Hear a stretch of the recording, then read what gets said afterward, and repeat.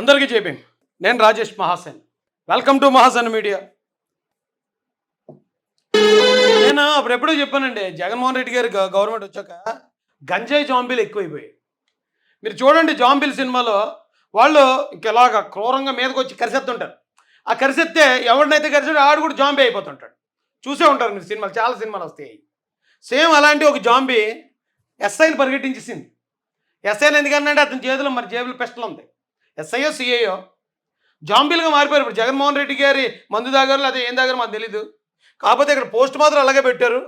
ఒకసారి దీని గురించి నాకైతే ఫుల్ క్లారిటీ లేదు, కానీ పోస్ట్ అలా పెట్టారో చదివి వినిపిస్తున్నాను అంతే.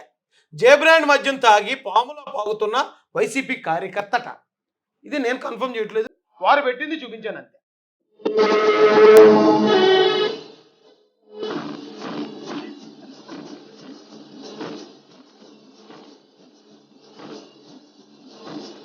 ఎలా బాగుంటుంది